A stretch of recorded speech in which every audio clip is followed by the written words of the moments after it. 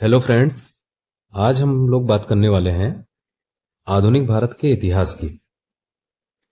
आधुनिक भारत के इतिहास के प्रारंभ की यदि बात की जाए तो इसका कोई नियत कोई पैमाना नहीं है कि ये कहां से स्टार्ट होता है।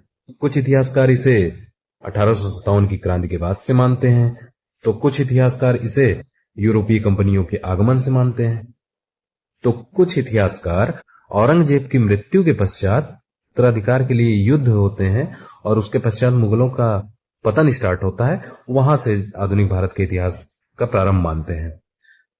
तो आइए हम देखते हैं मुगलों के पतन के यदि कारणों की बात की जाए तो उसके कई कारण हैं, जिसमें से सबसे प्रमुख कारण है कि औरंगजेब की जो कठोर नीतियां थी। जिसमें कौन कौन सी नीतियां थी? तो औरंगजेब ने अपने साम्राज्य का बहुत ज्यादा विस्तार कर लिया था, जिससे कि प्रशासन करना कठिन हो रहा था। ठीक है। और उसके अलावा जो है उसकी धार्मिक कट्टरता से सभी वाकिफ हैं। दक्कन में उसने जो 27 साल युद्ध किया उसमें काफी ज्यादा जो है संसाधनों का नुकसान हुआ। जो है जजिया जो अकबर ने समाप्त कर दिया था, औरंगजेब ने फिर से स्टार्ट कर दिया था। उसके बाद यदि कारण की बात करें तो औरंगजेब की मृत्यु के पश्चात जो है जो उसके उत्तराधिकारी थे वो काफी कमजोर माने जाते हैं, जिसमें से बहादुर शाह प्रथम को साहेब खबर कहा जाता है, और फिर जहांदार शाह को लंपटमूर्ख या फिजूल खर्च कहा जाता है, मोहम्मद शाह को रंगीला कहा जाता है उसके अजीब गरीब रहन सहन और ढंग के कारण। उसके अलावा जो है अहमद शाह, ये सब जो है कमजोर उत्तराधिकारी थे औरंगजेब के। जो मुगल का जो अभिजात वर्ग था, मीन्स एलीट क्लास था, उसका जो है पतन होने लगा था। क्यों होने लगा था? क्योंकि वो लोग अपना पूरा टाइम जो है विलासिता में जो है अपना टाइम बिता रहे थे। धन से जो है उनके चरित्र का ह्रास हो रहा था। उसके अलावा जो है वंशानुगत पद और संकीर्णता हो गई थी। मीन्स की जो उनके एलिट क्लास थे, जो मीन्स मंत्री वगैरह जो थे मुगल के दरबार में, वो जो पद हुआ करता था वो एक तरीके से वंशानुगत हो गया कि उनका बेटा ही आगे जाके वो मंत्री बनेगा।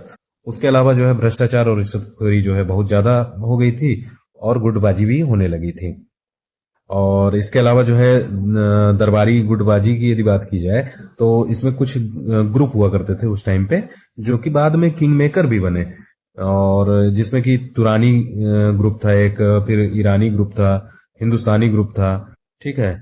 तो उसके अलावा जो है बात करें तो उत्तराधिकार का एक जो नियम था मुगलों का, वो थोड़ा दोषपूर्ण हुआ करता था कि बड़ा पुत्र ही आगे शासन करेगा। ये कोई ऐसा नियम नहीं था मुगलों के उत्तराधिकार के कानून में। तो इस वजह से भी जो है उत्तराधिकार के युद्ध होने लगे आपस में। तो ये भी एक कारण है मुगलों के पतन का। उसके अलावा सैन्य कमजोरियां भी थी।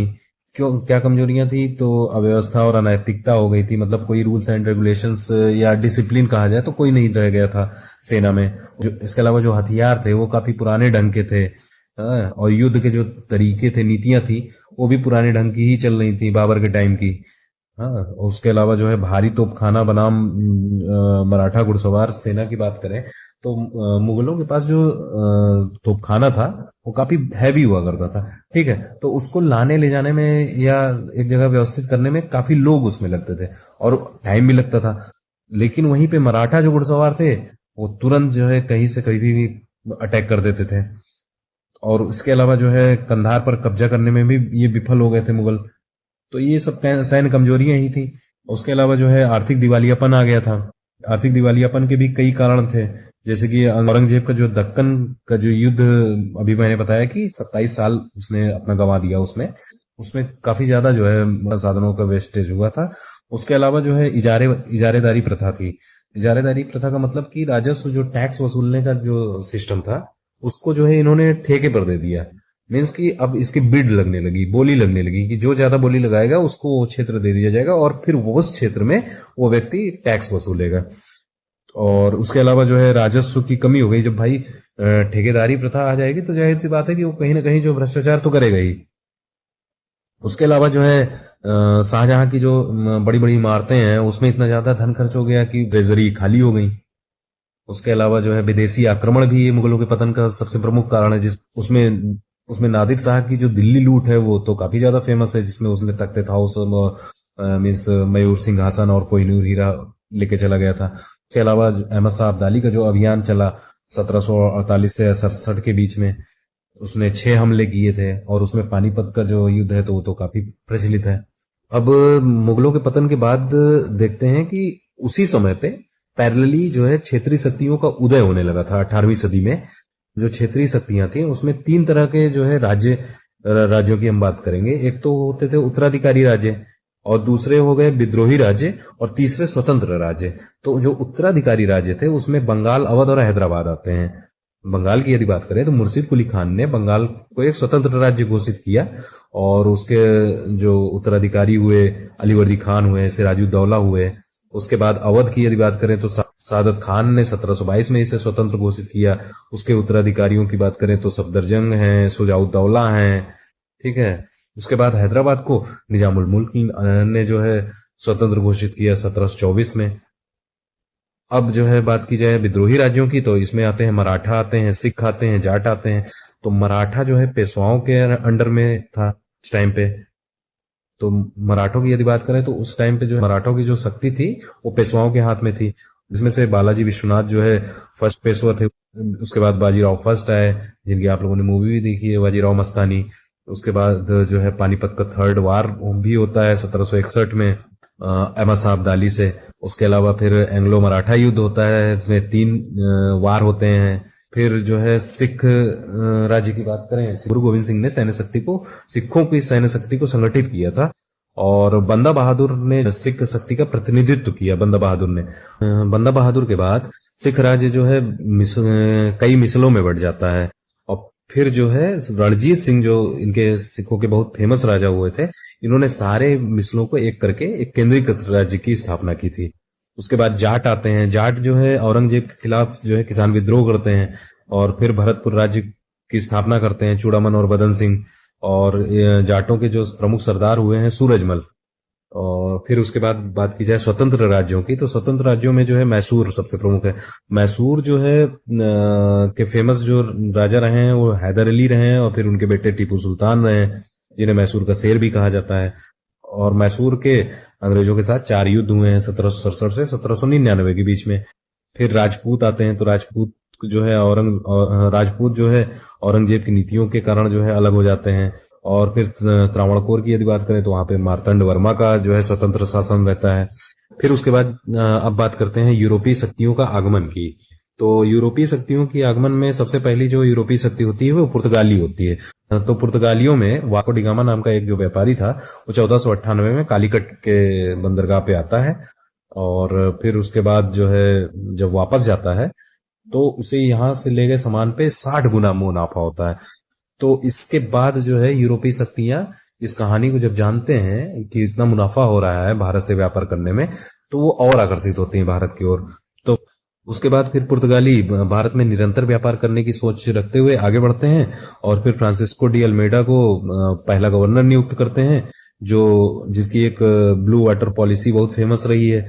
उसके अलावा जो है अल्फांसो डी अल्बुकर्क की बात करें तो वो जो है 1510 में जो है गोवा जीतता है यूसुफ आदिल शाह से।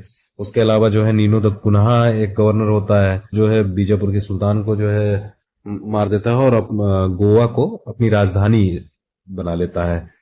तो इससे क्वेश्चन कभी कभी आता है कि ब्लू वाटर पॉलिसी जो है किसने लागू किया था पुर्तगालियों में। तो फ्रांसिस्को डी अल्मीडा जो है आपका आंसर हो जाएगा। उसके अलावा जो है कभी कभी पूछ लेता है कि पुर्तगालियों में से किस गवर्नर ने गोवा को अपनी राजधानी बनाया था, तो नीनो द कुन्हा हो जाएगा। उसके बाद आते हैं डच जो है 1602 में भारत आते हैं, और इनकी जो है प्रमुख केंद्रों की बात करें तो नागापट्टनम है, मसूलीपट्टनम है, पुलिकट है। और 1759 में बैटल ऑफ बेदारा होता है, जिसमें ये अंग्रेजों से हार जाते हैं। फिर उसके बाद जो है ये अपना पूरा ध्यान इंडोनेशिया पर केंद्रित कर लेते हैं, उसके साथ फिर व्यापार करने लगते हैं। फिर उसके बाद आते हैं ब्रिटिश की यदि बात की जाए तो 1600 में एक रॉयल चार्टर के द्वारा जो है ईस्ट इंडिया कंपनी की स्थापना होती है। और फिर 1612 में जो है स्वाली का युद्ध होता है, पुर्तगालियों को ये हराते हैं। और स्वाली के युद्ध में जो है ब्रिटिशर्स का जो है नेतृत्व कौन करता है, तो थॉमस बेस्ट करते हैं। और 1615 में फिर सर थॉमस रो जो है जहांगीर के दरबार में आता है, और फिर एक सूरत में फैक्ट्री स्थापित करने की परमिशन भी पा जाता है। ब्रिटिशर्स की प्रमुख बस्तियों की यदि बात करें तो सूरत हो गया, मद्रास में फोर्ट सेंट जॉर्ज हो गया, कलकत्ता में फोर्ट विलियम हो गया, उसके बाद 1717 में फर्रुखसियर का फरमान पाने में ये सफलता प्राप्त कर लेते हैं, जिसमें जो है ये प्रावधान रहता है कि अब ये बिना टैक्स के, बिना शुल्क के जो है व्यापार कर सकते हैं पूरे बंगाल पे। उसके बाद आते हैं फ्रांसीसी। फ्रांसीसियों की यदि बात की जाए तो 1664 में कोलबर्ट इनका मंत्री रहता है। इसके द्वारा जो है कंपनी की स्थापना की जाती है, फ्रांसीसी ईस्ट इंडिया कंपनी की। और फिर जो है इसके फ्रांसीसियों के भारत में प्रमुख केंद्रों की यदि बात करें तो पांडिचेरी जो है इनका सबसे प्रमुख केंद्र रहता है, जिसकी स्थापना कौन करता है तो मार्टिन करता है। और चंद्रनगर भी इनका प्रमुख केंद्र रहा है। और डुप्ले एक इनका बहुत प्रमुख गवर्नर रहा है। और ये डुप्ले जो है कर्नाटक वार जो बहुत फेमस हुई है अंग्रेजों के साथ, उसमें ये शामिल रहता है। और फ्रांसीसियों का पतन क्यों हो गया, इसका भी कारण वही कर्नाटक वार ही है, जिसमें 1763 में पेरिस की संधि होती है और उसके बाद फ्रांसीसी कमजोर पड़ जाते हैं।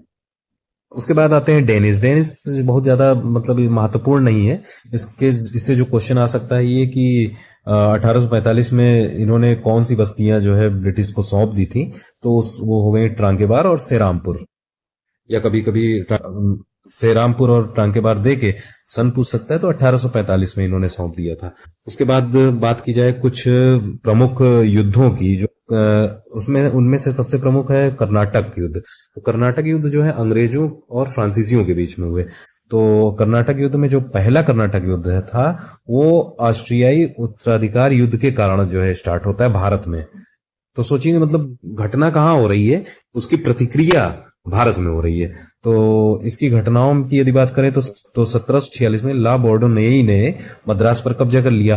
और फिर सेंट थोम का जो युद्ध होता है 1746 में, उसमें फ्रांसीसियों ने अनवरुद्दीन को हरा दिया था। और ये जो फर्स्ट कर्नाटिक वार है वो एक्सला चैपल की संधि से समाप्त होता है। ठीक है। उसके बाद आता है सेकंड कर्नाटक युद्ध। तो उसका जो संदर्भ की यदि बात की जाए तो इसमें ये मतलब क्यों होता है, तो ये हैदराबाद और कर्नाटक में जो उत्तराधिकार विवाद होता है उसको लेकर के जो है अंग्रेज और फ्रांसीसी आपस में लड़ जाते हैं। हैदराबाद में नासिर जंग और मुजफ्फर जंग के बीच होता है उत्तराधिकार विवाद, और कर्नाटक में अनवरुद्दीन और चंदा साहब के बीच में होता है। तो फ्रांसीसियों ने किसका किसका साथ दिया, तो हैदराबाद में फ्रांसीसियों ने मुजफ्फर जंग का साथ दिया और कर्नाटक में चंदा साहब का साथ दिया। और ब्रिटिशर्स ने जो है हैदराबाद में नासिर जंग का और कर्नाटक में मोहम्मद अली जो अनवरुद्दीन के बेटे थे उनका साथ देते हैं। और इस युद्ध में जो सेकेंड कर्नाटक वार है इसमें जो है अंग्रेज प्रभावी रहते हैं और जीत जाते हैं। तो मोहम्मद अली जो अनवरुद्दीन का बेटा है उसको नवाब बना देते हैं। नेक्स्ट आता है थर्ड कर्नाटक युद्ध। तो थर्ड कर्नाटक वार जो है यूरोप में एक सप्तवर्षीय संघर्ष चल रहा होता है, तो उसकी वजह से जो है ये फिर से आपस में लड़ जाते हैं भारत में। इसमें जो प्रमुख घटनाएं हैं तो वांडीवास का युद्ध होता है 1760 में, बहुत फेमस है। इसमें जो है आयरकुट जो ब्रिटिशर्स का जो नेतृत्व करता है वो काउंट डी लाली फ्रांस के जो नेतृत्व करता है उनको हरा देता है। और 1761 में जो क्या होता है कि अंग्रेजों का पांडिचेरी पर कब्जा हो जाता है।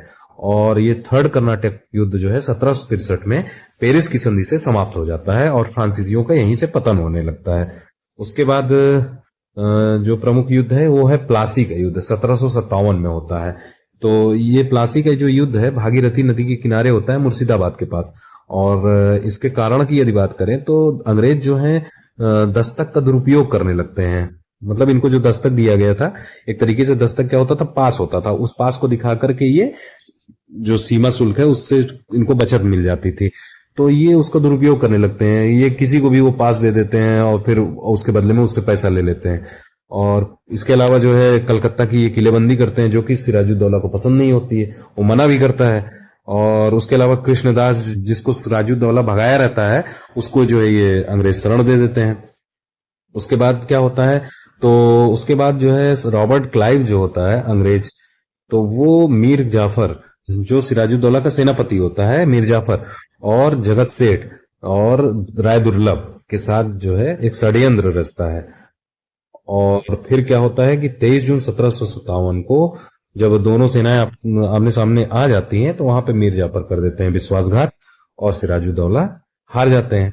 सिराजुद्दौला जब मर जाते हैं तो मीर जाफर को उसकी वफादारी के लिए अंग्रेज उसको नवाब बना देते हैं। लेकिन मीर जाफर एक कठपुतली नवाब ही बाद में बन के रह जाता है। तो ये जो प्लासी का युद्ध है ये ब्रिटिश राजनीतिक शासन की एक तरीके से नींव पड़ जाती है यहाँ से। उसके बाद बात करते हैं बक्सर के युद्ध की। तो 1764 में होता है बक्सर का युद्ध। बक्सर कहाँ पे है? तो बिहार में है। तो इसके कारणों की यदि बात करें तो मीर कासिम जो है स्वतंत्र रहने के प्रयास करता है और मुंगेर को अपनी राजधानी बना लेता है मुर्शिदाबाद की जगह पे। उसके बाद क्या करता है? तो मीर कासिम जो है अवध के नवाब शुजाउद्दौला और मुगल सम्राट शाह आलम द्वितीय के साथ गठबंधन कर लेता है और फिर अंग्रेजों से इनका युद्ध होता है। और अंग्रेजों का नेतृत्व कौन करता है? तो हेक्टर मुनरो करते हैं। और फिर 23 अक्टूबर 1764 को ये इनका गठबंधन अंग्रेजों से हार जाता है। तो हारने के बाद क्या होता है? तो इलाहाबाद की संधि होती है 1765 में। और इस संधि के तहत मुगल सम्राट को बंगाल, बिहार और उड़ीसा की दीवानी अंग्रेजों को देनी पड़ जाती है। उसके अलावा जो है अवध को बफर स्टेट घोषित कर दिया जाता है और बंगाल में द्वैध शासन की शुरुआत हो जाती है, जो कि 1765 से स्टार्ट होती है, फिर 1772 तक चलती है, क्योंकि उसके बाद 1773 में रेगुलेटिंग एक्ट आता है और फिर ये द्वैध शासन समाप्त कर दिया जाता है। और रेगुलेटिंग एक्ट के बारे में आप लोग जो है पॉलिटी में पढ़ेंगे। और इस युद्ध के बाद कंपनी बंगाल की वास्तविक मालिक बन जाती है भैया। और इस युद्ध के यदि महत्व की बात की जाए तो उत्तरी भारत में ब्रिटिश जो है सर्वोच्चता हासिल कर लेते हैं और सभी जगह इनका शासन हो जाता है एक तरीके से देखा जाए। नेक्स्ट बात करते हैं आंग्ल मैसूर युद्ध। आंग्ल मैसूर युद्ध बहुत फेमस वार है। तो इसकी जो पृष्ठभूमि है इसके बारे में यदि बात करें तो मैसूर जो है एक शक्तिशाली राज्य बन चुका था और इसके प्रमुख शासक थे हैदर अली और टीपू सुल्तान।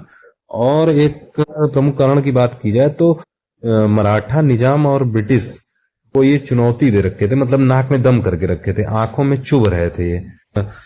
फर्स्ट जो आंग्ल मैसूर युद्ध होता है वो 1767 से 69 के बीच में होता है, जिसमें ब्रिटिशर्स, निजाम और मराठा एक तरफ होते हैं और हैदर अली दूसरी तरफ होता है।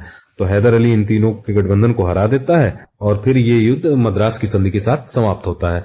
सेकंड जो वार है वो 1780 से 84 के बीच में होता है। और ये क्यों होता है? तो मराठों के हमले पर ब्रिटिश ने मदद नहीं की थी, जो कि मराठों के साथ संधि थी कि ब्रिटिश जो है मराठों के हमले, किसी भी हमले में ये मराठों का साथ देंगे, और ये साथ देते नहीं है तो संधि का उल्लंघन हो जाता है। तो मराठा और निजाम हैदर अली की तरफ चले जाते हैं और ब्रिटिश एक तरफ रह जाते हैं। तो 1780 में पोलीलूर की युद्ध में अंग्रेजों को हैदर अली हरा देते हैं और फिर 1782 में हैदर अली की मृत्यु हो जाती है। तो उसके बाद टीपू जो है युद्ध की कमान संभाल लेता है और फिर जो है युद्ध जब समाप्त होता है 1784 में तो मंगलौर की संधि होती है। उसके बाद फिर थर्ड वार आता है आंग्ल मैसूर युद्ध का। तो वो जो होता है 1790 से 92 के बीच में होता है, जिसमें ब्रिटिशर्स, निजाम और मराठा एक तरफ फिर हो जाते हैं और मैसूर दूसरी तरफ रहता है। तो इसमें जो है कॉर्नवालिस ने जो है ब्रिटिश सेना का नेतृत्व किया था थर्ड कर्नाटिक वार में। ये पूछ सकता है कि थर्ड कर्नाटक युद्ध में जो है अंग्रेजों का नेतृत्व कौन कर रहा था? तो कॉर्नवालिस कर रहा था। और ये जो युद्ध है श्रीरंगपट्टनम की संधि से समाप्त होता है और इसमें जो है टीपू को बहुत भारी क्षति होती है। उसको अपने राज्य का आधा हिस्सा अंग्रेजों को देना पड़ता है और 3 करोड़ रुपए जो है क्षतिपूर्ति के रूप में देना पड़ता है और साथ में अपने 2 बेटों को बंधक भी बनाया जाना स्वीकार करना पड़ता है अंग्रेजों के द्वारा। और फिर उसके बाद आता है फोर्थ वार, चौथा आंग्ल मैसूर युद्ध। का जो कारण है उसमें टीपू का फ्रांसीसियों के साथ जो गठबंधन हो जाता है, इस जो कि अंग्रेजों को बहुत ज्यादा चुभता है, तो इसकी वजह से फोर्थ कर्नाटक युद्ध स्टार्ट होता है। और इसमें 1799 में श्रीरंगपट्टनम में युद्ध होता है और टीपू सुल्तान राजधानी की रक्षा करते करते मारा जाता है। और इस युद्ध के बाद जो है क्या होता है तो मैसूर का विभाजन हो जाता है, आधा क्षेत्र ब्रिटिश कब्जे में चला जाता है और कुछ हिस्से जो है निजाम और मराठा को भी दे दिए जाते हैं और जो बचा हुआ थोड़ा सा हिस्सा है वहां पे वाडियार वंश के किसी उत्तराधिकारी को बैठा दिया जाता है, जो कि एक तरीके से वो भी कठपुतली ही रहता है अंग्रेजों का। उसके बाद आते हैं आंग्ल मराठा युद्ध की। तो ये आंग्ल मराठा युद्ध जो है 1775 से 1818 के बीच में लड़े जाते हैं और इसकी पृष्ठभूमि की यदि बात करें तो पेशवा माधवराव की मृत्यु जब हो जाती है 1772 में, उसके बाद क्या होता है कि मराठा राजनीति का विखंडन हो जाता है। क्या होता है उसमें? तो पेशवा, गायकवाड़, होलकर, सिंधिया, भोसले, ये सब के बीच आपस में प्रतिद्वंदिता बढ़ जाती है और फिर जो है इसी फूड का जो फायदा उठाते हैं ब्रिटिशर्स से। इनका तो शुरू शुरू से वही नीति है कि फूड डालो और शासन करो। तो फर्स्ट जो है आंग्ल मराठा युद्ध होता है 1775 से 82 के बीच में। तो इसका कारण क्या रहता है, तो जो रघुनाथ राव रहते हैं और माधवराव द्वितीय जो छोटे बच्चे होते हैं उनको पेशवा के रूप में स्वीकार नहीं करना चाहते हैं। तो इसलिए जो है ये युद्ध स्टार्ट होता है, तो जिसमें रघुनाथ राव का साथ अंग्रेज देते हैं। इस युद्ध में जो है सूरत की संधि एक हुई होती है 1775 में, जिसमें ब्रिटिशर्स रघुनाथ राव का साथ देने के लिए तैयार होते हैं। और इस युद्ध का जब परिणाम आता है 1782 में, उसमें मराठा जो है बहुत अच्छी तरीके से लड़ते हैं और युद्ध बहुत लंबा चलता है। ठीक है, और फिर सलबाई की संधि 1782 में होती है, वहां पे ये युद्ध समाप्त हो जाता है। और सलबाई की संधि 1782 के तहत क्या होता है कि ब्रिटिशर्स ने माधवराव द्वितीय जो बच्चे थे उनको पेशवा की मान्यता दे देते हैं और रघुनाथ राव को पेंशन दे दी जाती है और अंग्रेजों को बदले में सालसेट और भड़ोच मिल जाता है। और इसके अलावा जो है मराठों के साथ जो है 20 साल की शांति बनी रहती है अंग्रेजों की। उसके बाद होता है उसके बाद जो है दूसरा आंग्ल मराठा युद्ध होता है 1803 से 1805 के बीच में। इसका कारण यह रहता है कि माधवराव द्वितीय की मृत्यु हो जाती है और उसके बाद फिर गृह युद्ध चालू हो जाता है। ठीक है, और इस जो पेशवा बाजीराव द्वितीय हैं, इन्होंने ब्रिटिश समर्थन मांगा बेसिन की संधि करते हुए 1802 में। तो सिंधिया, होलकर और भोसले ने इसका विरोध कर दिया। तो क्या होता है कि आर्थर वेलेजली ने जो है मराठों को हराया और 1803 में जो है वेलेजली की जीत होती है। और इसके परिणाम क्या आते हैं, तो मराठों ने अपने बहुत बड़े क्षेत्र खो दिए इसमें सेकेंड वार में, और पश्चिम और मध्य भारत में ब्रिटिश वर्चस्व भी बन जाता है इसी के साथ। उत्तर में तो पहले से ही था बंगाल को हराने के बाद। और फिर थर्ड आंग्ल मराठा युद्ध होता है। इसमें इसका कारण क्या रहता है, तो पेशवा बाजीराव जो द्वितीय हैं, उन्होंने ब्रिटिश नियंत्रण का विरोध किया कि भैया अब हम जो है आपके नियंत्रण में नहीं रहेंगे, अब हमको चाहिए स्वतंत्रता। तो क्या होता है कि इसमें कोरेगांव में ब्रिटिशर्स ने पेशवा को हरा दिया और साथ में सिंधिया, भोसले और होलकर जो कि बाजीराव का साथ दे रहे थे, उनको भी एक एक करके हरा दिया। बाजीराव द्वितीय को फिर बिठूर भेज दिया जाता है और पेंशन दे दी जाती है और मराठा परिसंघ को भंग कर दिया जाता है और जितने भी मराठा क्षेत्र थे वो अंग्रेजों के कब्जे में आ जाते हैं और इसी के साथ मराठा शक्ति का पतन भी हो जाता है। अब कुछ अन्य युद्धों की बात कर ली जाए तो एंग्लो सिख वार है, जो दो एंग्लो सिख वार हुए हैं, जिसमें से पहला है 1845 से 46 के बीच में लड़ा जाता है। इसमें क्या होता है कि लाहौर में ब्रिटिश रेजिडेंट की नियुक्ति के लिए मामला सेटलमेंट हो जाता है। और उसके बाद जो है सेकंड जो है 1848 से 49 के बीच में होता है, उसमें पंजाब का विलय हो जाता है। उसमें जो है सिख हार जाते हैं और पंजाब का विलय ब्रिटिश हुकूमत के अंतर्गत हो जाता है। और उसके बाद फिर बात करते हैं नेपाल युद्ध की, तो ये 1814 से 1816 के बीच में हुआ रहता है और ये सुगौली की संधि इसकी फेमस संधि है। देखो इसमें बहुत सारी चीजें हैं पढ़ने के लिए, पढ़ने को आप पढ़ लीजिए इतिहास में, लेकिन फिर यह है कि पता चला पूरे साल भर आप इतिहास ही पढ़ते रह जाएंगे, है ठीक है, और फिर और सब्जेक्ट में कब समय देंगे। तो इसलिए नेपाल युद्ध में बस इतना ही बहुत ज्यादा पूछेंगे कि नेपाल का युद्ध किस संधि के साथ समाप्त होता है, तो सुगौली की संधि याद कर लीजिए। अगर उत्तराखंड जो है पीसीएस देना है तो फिर इसको विस्तार से पढ़िएगा उत्तराखंड स्पेशल में, ठीक है। उसके बाद फिर बर्मा युद्ध होता है। बर्मा युद्ध में जो है बर्मा का विलय अंग्रेजी शासन के अंतर्गत आ जाता है, मिला लिया जाता है उसको। फिर उसके बाद सिंध का विलय होता है 1843 में चार्ल्स नेपियर के द्वारा। और उसके अलावा अफगान युद्ध होता है। अफगान युद्ध इसलिए होता है कि रूस का जो है प्रभाव रोकने के लिए, कि अफगानिस्तान चूंकि रूस के एकदम जस्ट बगल में है, तो इस वजह से ये चाहते हैं ब्रिटिशर्स की अफगानिस्तान पर कहीं रूस का प्रभाव ना होने लगे। तो इसलिए ये वार होता है 1838 से 1842 में, और ये जो है वार काफी मतलब विध्वंसक होता है। और इसमें जो है फिर बाद में अंग्रेजों को दोस्त मोहम्मद को शासक के रूप में मान्यता देनी पड़ जाती है। तो इसी के साथ आज का ये हमारा आधुनिक भारत के इतिहास का पहला वीडियो यहीं पे समाप्त होता है, और ये पहला पार्ट है। इसके बाद हमारे कुछ और एक या दो पार्ट और आएंगे जिसमें हम पूरा आधुनिक भारत का इतिहास कवर कर लेंगे। और संभवतः ये एक या दो दिन में, या हो सकता है कल ही, आपके पास पूरा आधुनिक भारत इतिहास का कंपाइलेशन वीडियो आप तक पहुंच जाएगी। तो ध्यान से फिर तैयारी करते रहिए और अपनी तैयारी को और धार दीजिए हमारे साथ, ठीक है। और जो कुछ भी ना समझ में आए उसको कमेंट में पूछिए। तो मिलते हैं नेक्स्ट वीडियो में। जय हिंद।